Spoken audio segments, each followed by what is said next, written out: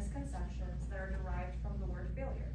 And the quote stated by Harvey Mackay, he states that failure is an attitude, not an outcome. I feel like that really relates to my own story. In my desire to succeed in trade school, I ended up failing as an attitude. But out of it, I learned a lot of different experiences and values that I still apply till this day. To start, in my sophomore year in high school, I decided to create intergenerational change. By this, I'm suggesting that my parents ended up hating their jobs. They hated their lives, and I wanted to change that. So, my solution was to go to Westmeck. Westmeck was a local trade school in my area, and I decided to do biomedical sciences. This was a program that would allow me to go into my desired career, give me a job out of college that would provide more than minimum wage, and so many more experiences. But what I didn't account for was the fact that I had 3 issues that stood in my way my first semester. That would include my lack of support, my fear of failure, and most importantly, my workaholism that would affect my balance and my time management within my realm. So, in my second semester, I struggled immensely. I can argue that trade school is so much harder than college. Like, without a doubt, you had such a little period of time to learn so much information. And from that, I couldn't execute my work well. I started depleting in my grades, my fear of failure hit.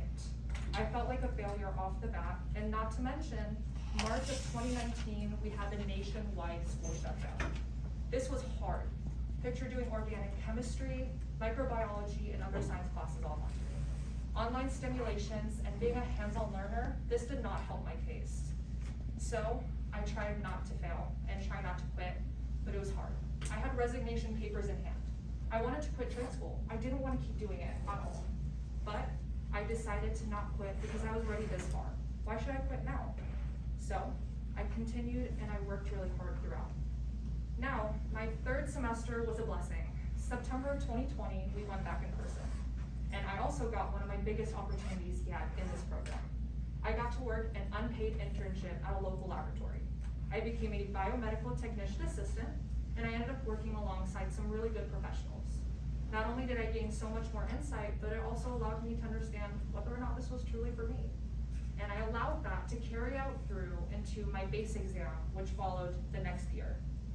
My 4th semester was where I started my base exam. That stands for Biotechnician Assistant Credentialing Exam. This is 3.5 hours long. You're graded on your performance and you're graded on a written portion. I studied from January to April, day and night, on top of working a full-time job and going to 2 schools in the morning and in the afternoon. I thought I had it all. I go into the test to then realize that I failed. I didn't want to get out of bed. I felt humiliated, embarrassed.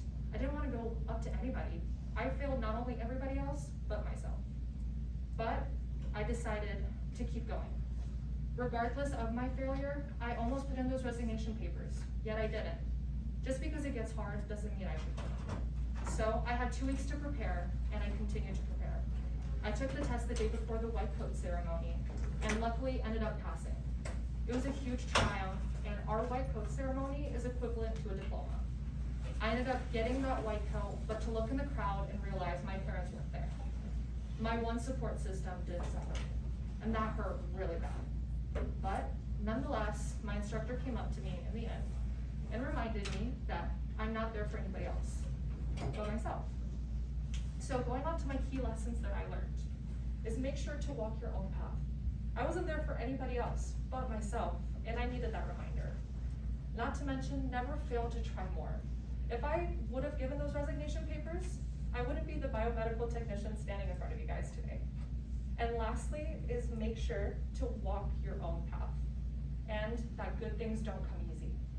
At the end of the day, my trade school course was not easy. I'm not going to sugarcoat it, but I wouldn't trade it for the world.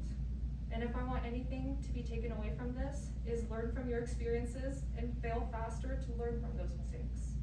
Thank you for listening to my presentation.